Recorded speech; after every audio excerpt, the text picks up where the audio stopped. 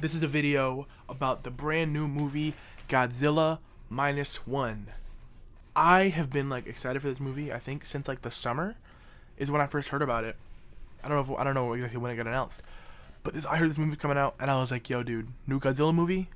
I want to see that when it comes out around December because I have a history with Godzilla movies in general in my life, and I really love them personally. I've grown up watching them for a long time, and I went and watched it on Wednesday night or Thursday. I think Wednesday night because it was like an early release preview that I could go see it, and like it was awesome.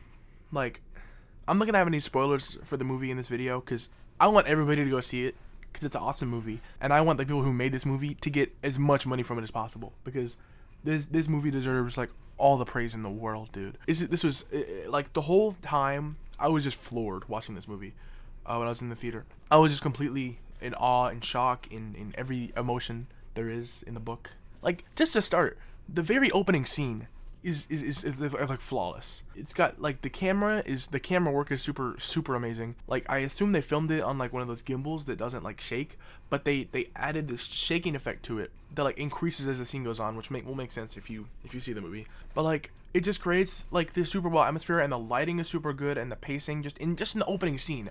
I was having these thoughts in the first 10 minutes of the movie, and the opening scene in this movie actually has Godzilla in it, which is like kind of a thing that is not been in the recent ones that have been made by the American companies. I think it's Legendary has made the past 4 movies or so, and they've been like more focused on what's going on with the humans in these Godzilla movies, which is boring as hell. Nobody wants to see that.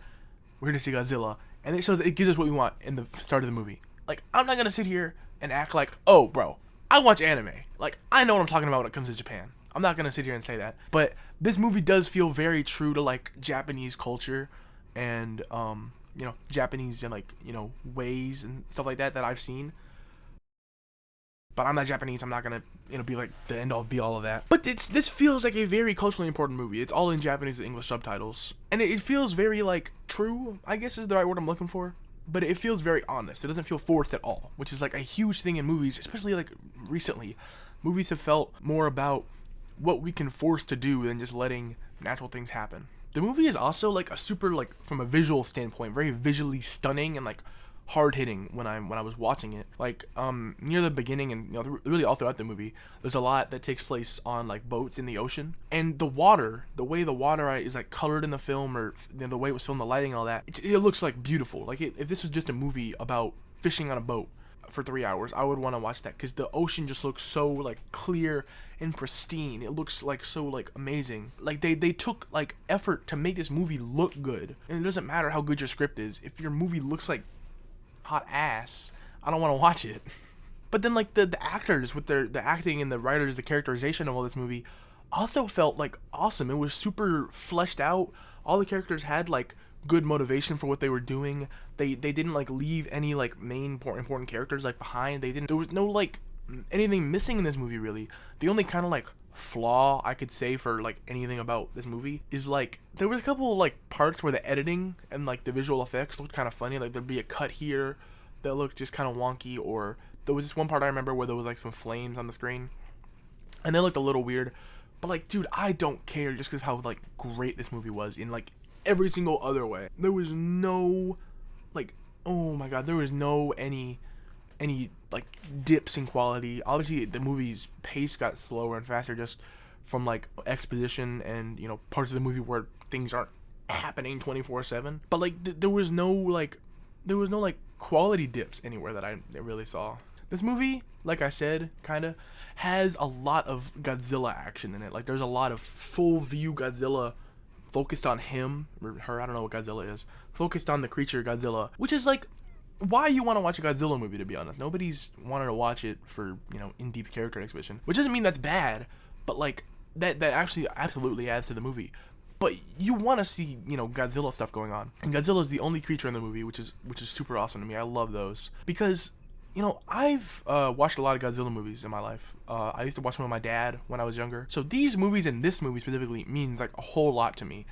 Like just me myself. The fact just like how much effort and care they put into it is really beautiful to me. It feels really weird talking about a Godzilla movie this seriously, just because I feel like they have a connotation of being like super silly movies, because a lot of them are when you watch them, but they are really, movies that mean, good things, and they are awesome. The movie also was very tense at times. Like it would tense. Like there's parts near the end specifically where like the entire audio cuts out. There's no noise, and you're like it's just waiting for it to happen, which is just so like amazing to me. And like watching that in the theater, because I saw this movie in IMAX. Actually, I have the poster for it. I'm gonna show that I got in the theater.